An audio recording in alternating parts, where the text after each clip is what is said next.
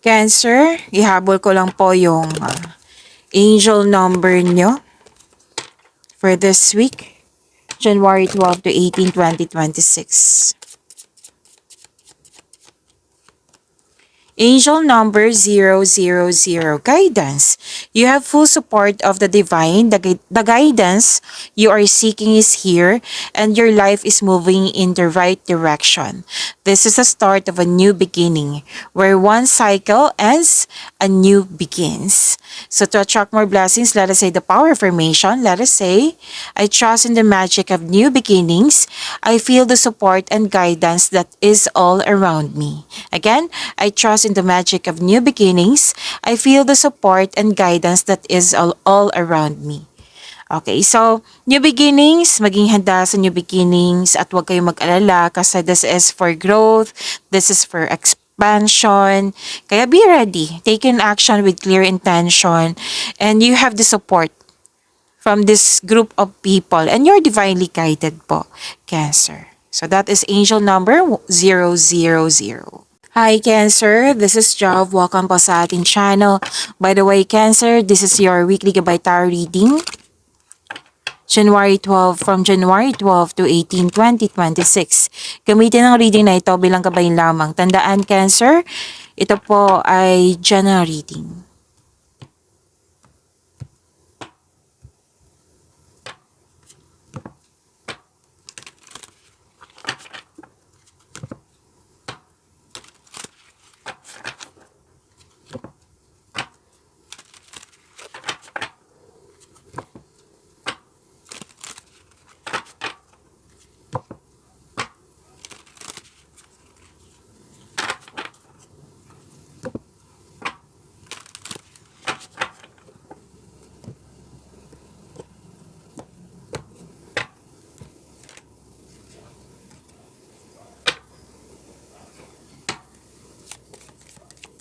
Maraming salamat po sa inyong patuloy na suporta sa mga nag-donate, sa mga hindi nag-skip ng ads.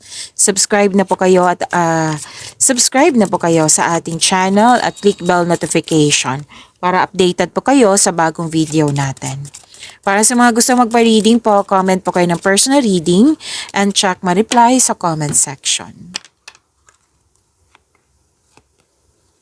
Cancer, may nag-uusap dito na magkakapatid. May exciting na ganap.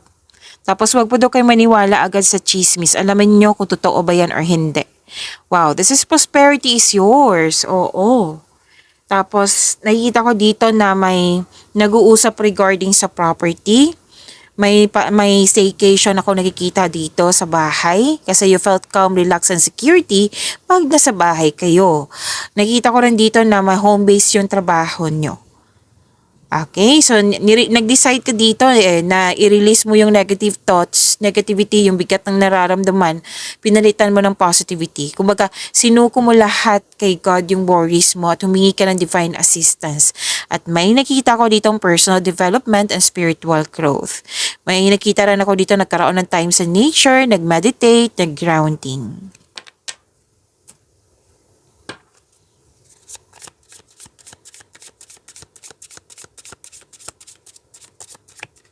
Energy.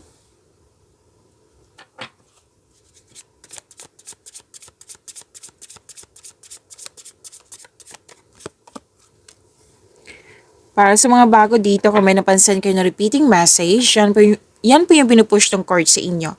Like for example, nanood kayo sa isang video reading nyo, sa monthly, weekly, daily, sa first half, second half, 2026, marami pang reading for 2026. Napanood nyo na ba, Cancer? At dito din, at may napansin kayo na repeating message, yan po yung pinupush ng card sa inyo na kailangan yung bigyan ng atensyon, solusyon, at aksyon kung maaari po. So na yung energy ni Cancer ngayon January 12 to 18, 2026.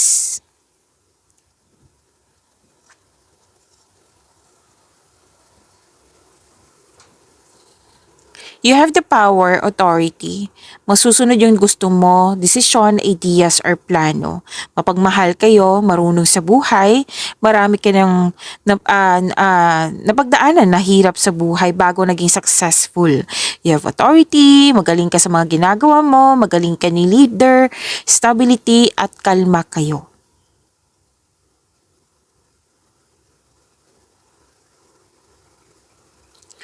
Okay, may supportive kang kasamahan dito eh. Maraming naniniwala sa iyo, sa iyong strength and skills, kasi marami na kayong positive contribution dyan, kaya nakilala kayo. This is recognition. You're making tremendous progress lalo na sa iyong career at kaperahan. Nag-level up na po kayo.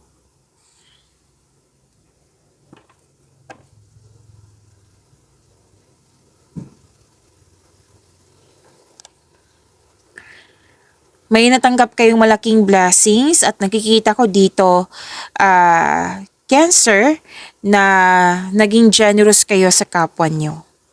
Opo. You're sharing resources. Hindi ka madamot. May ilan lang sa iyo may ilan lang sa inyo na naiilang kayong kung kayo ay magbigay, si Cancer kasi mahilig magbigay ng tulong. Hindi lang, nakikita ko lang dito na ilan sa inyo ayaw magtanggap ng tulong or gift kasi feeling mo obligado mo rin magbigay sa kanila.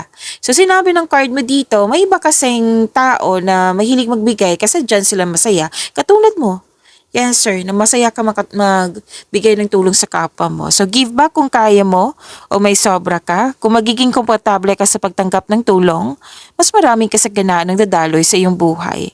Kasi yung blessings 'di ba? Minsan na ibibigay yan sa isang tao para ibigay sa iyo. Yan. So, makaka-receive ka ng malaking pera. Pwedeng return investment to. Pwedeng may promotion, pagtaas ng kita, sweldo, allowance.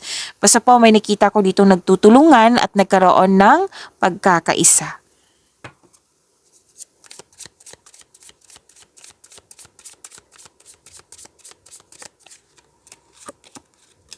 For your earned money po for this week.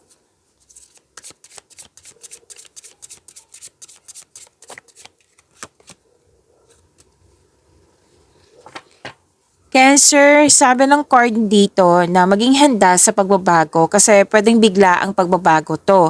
Pero huwag kayong mag-alala sa pagbabago na ito kasi makakasuporta po to sa inyong growth and expansion. Okay?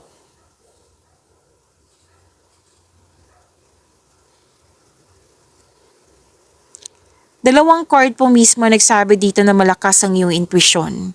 May malalaman ka na hindi totoo.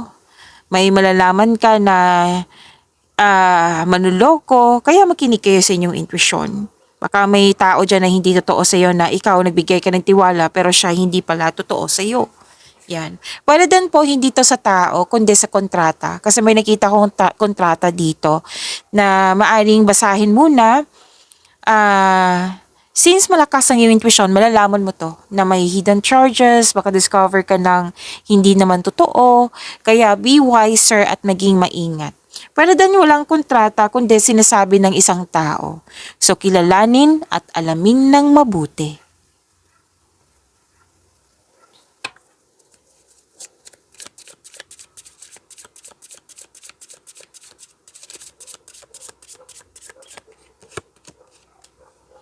Love life, self-love, partnership, and romance ni Cancer.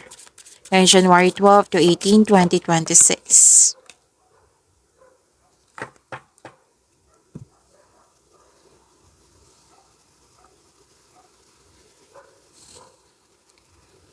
Emotional offerings. Okay. Para sa mga single, parating na ang ideal partner mo. Excited ka dito which is sinabi ko kanina, 'di ba? May exciting na ganap. Sinabi ko dito, lumabas din siya dito, excited ka rin na makilala siya, excited ka. So sinabi ng card mo dito, take things slow, kilalanin mo muna. So another card na naman nagsabi dito, kilalanin mo muna. Sa mga relasyon sa buhay mag-asawa, may nakita ko ditong aminan. May pangyayaring aminan, posibleng proposal to, like mag-outing tayo. Like, proposal talaga to na literal sa may relasyon. Oo, pwedeng proposal na magkaroon ng engagement, ikakasal. Yan. Proposal po ito. Tapos, makaka-receive kayo ng magandang balita. Tapos, may bagong gamit dito, bagong kasamahan, bagong kaibigan, bagong pet akong nakikita dito.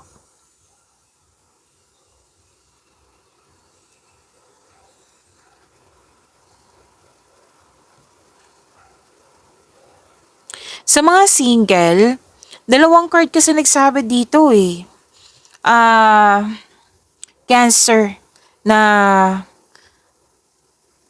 sinabi kasi ng card nyo dito na excited ka.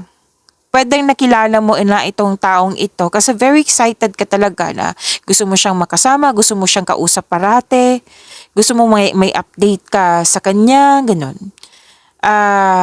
Sinabi ng card dito, di ba? Sinabi kanina na kilalanin ng mabuti.